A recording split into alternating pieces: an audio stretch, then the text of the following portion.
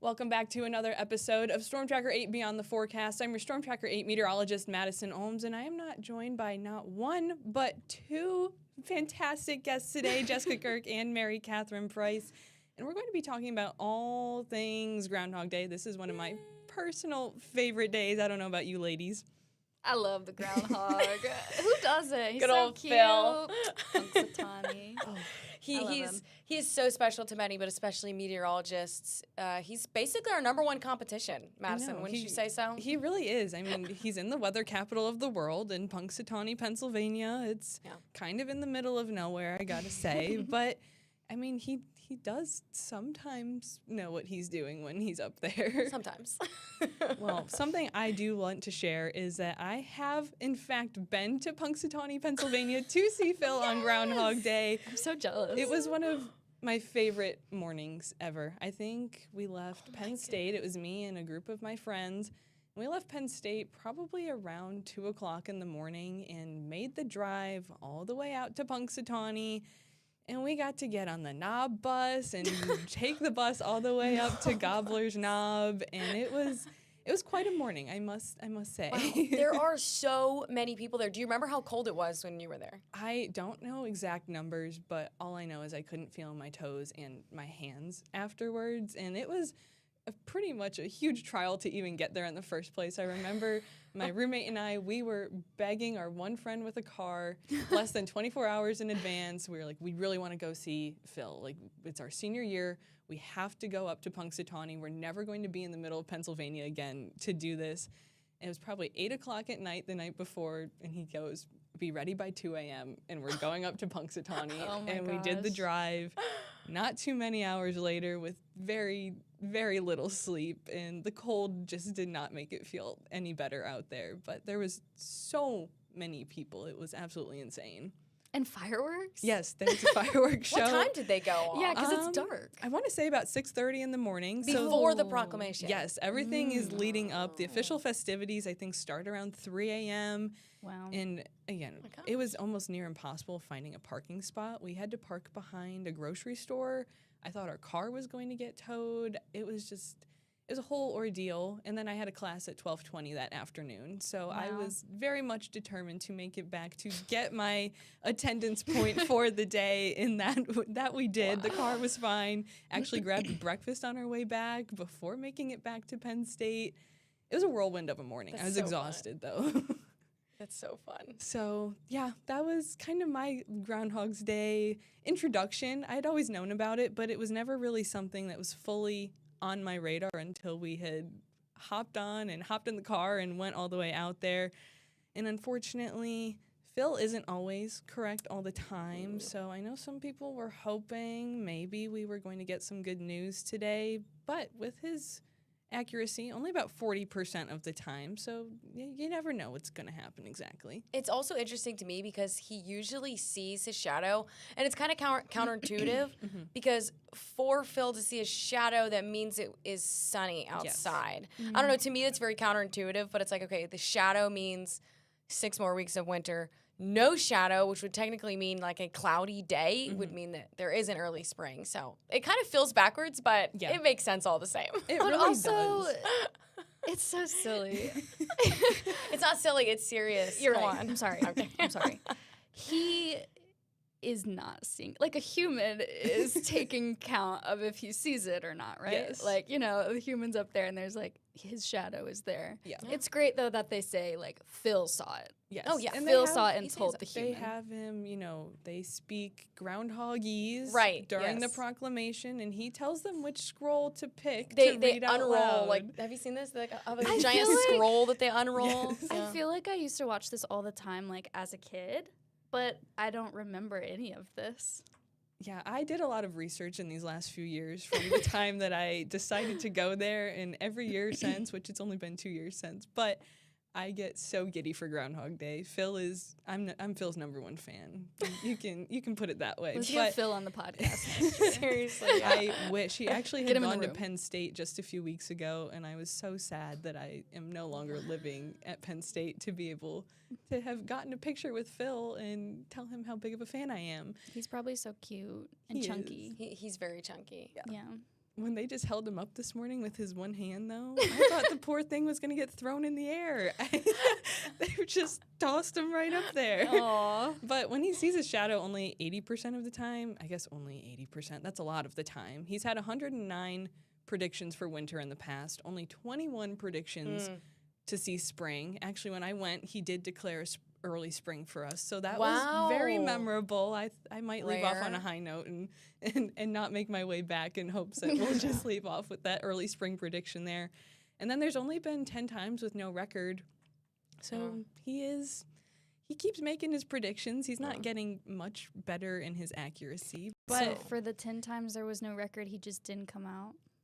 it might have been at the very start of when some of the proclamations were happening. So it might just be lost data and they don't know. And then I actually don't know. I was trying to do more research on it. But maybe they skipped a year or two. Maybe the weather was bad. Who knows? Could be anything. And this morning it got down into the negatives there. It was -2 degrees. Don't blame them for having to skip a few years. But throughout the weekend, I did really want to know people's thoughts on whether or not Phil was actually going to see his shadow. So some of our results from the poll that we got from you folks, 45% said yes, a longer winter is going to happen.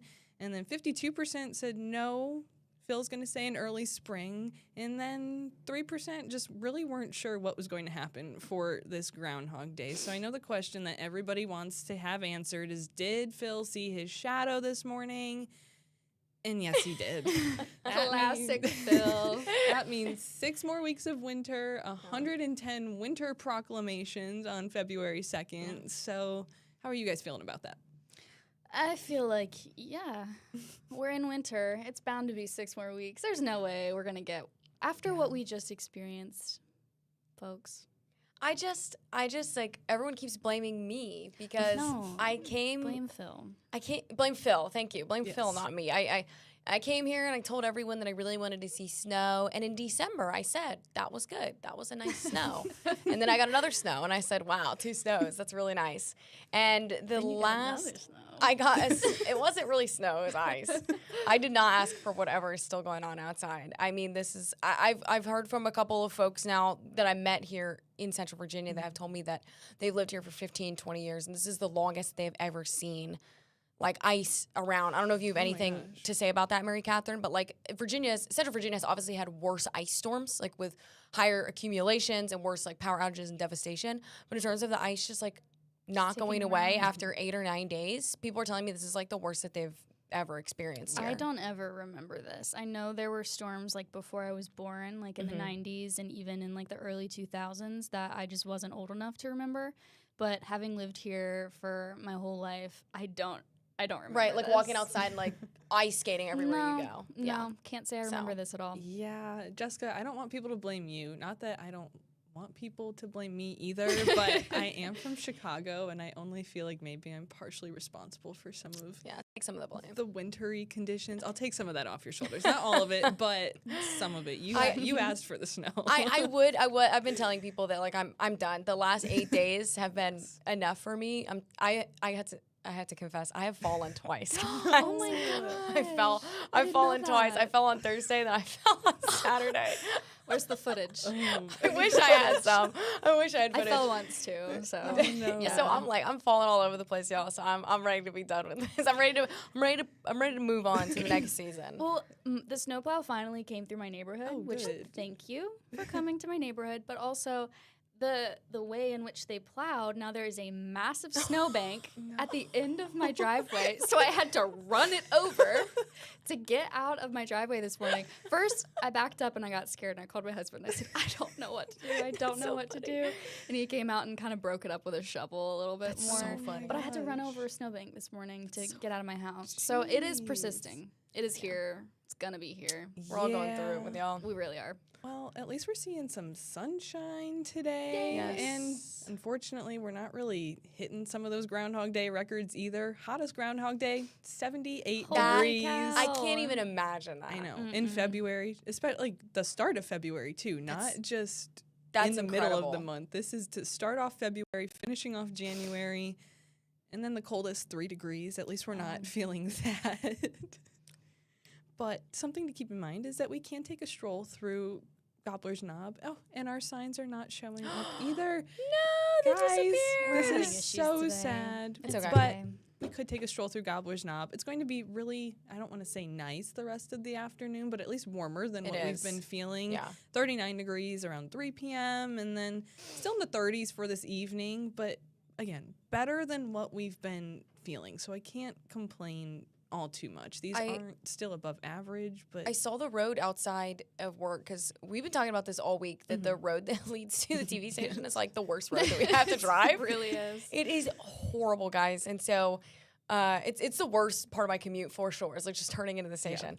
And even just coming in early this morning versus when I just drove back to pop in to do this, to do Beyond the Forecast, the road already has melted like halfway across the board. So it's looking a lot better right now. So that's what I'm excited about is even though it's not warm outside, with temperatures like this well above freezing, we should see some serious melting today. yes. So I just hope it doesn't refreeze overnight and then we still see those super icy we could conditions. definitely have some black ice tomorrow morning. Yeah, So something to look out for. And then, unfortunately, with Phil's prediction, I don't think we're really going to see him be wrong. This is our 8 to 14 day temperature outlook, and it's still showing below average temperatures. So maybe not nearly as extreme of below average temperatures, but we're still in the blue across Central Virginia, which is not something I was hoping that he'd be right about. But I mean, this takes us beyond halfway through the month, and we're still like, stuck.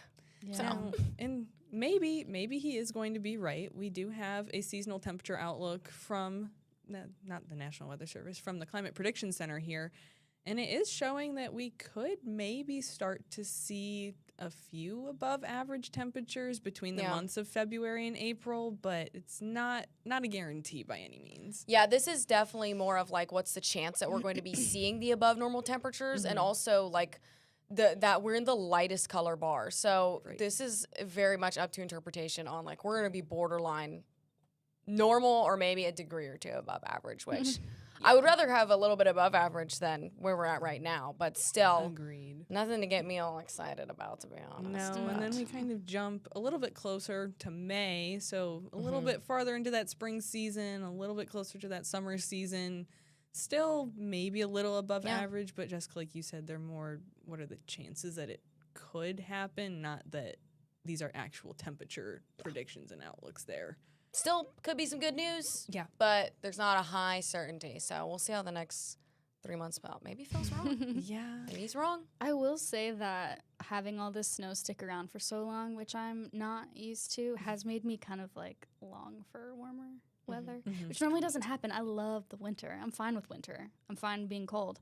But with it being so cold and also like dangerous on top of that, I'm like a little like pool day sounds lovely right now. I truly have enjoyed having a winter for the first time in 8 or 9 years. Like, so I really have enjoyed it. But the problem is it's the ice out there that I just can't deal with anymore. Yeah. The ice gone. I'm okay with it even if it's still cold.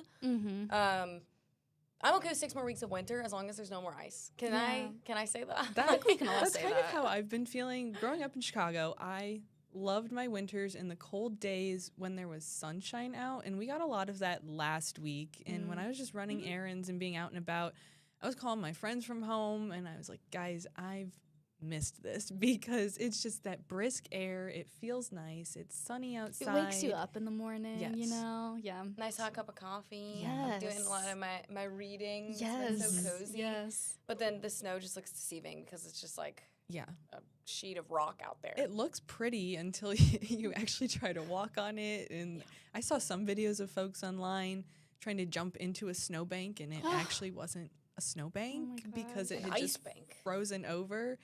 And I felt so bad. I mean, it was an initial reaction was to laugh, but then you realize that it was a solid chunk of so ice. bad, yeah. And I am ready for the ice to be gone. I don't like driving on it. I've almost fallen, knock on wood, that I won't, but I don't know.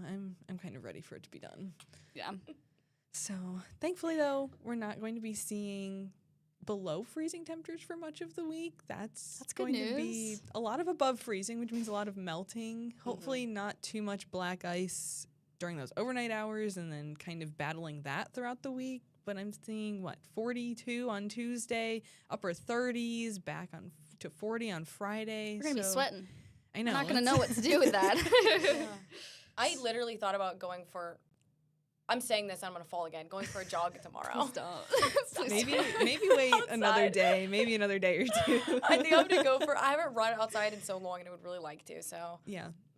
Hey, if y'all see me with a broken wrist on Wednesday morning, you know what happened.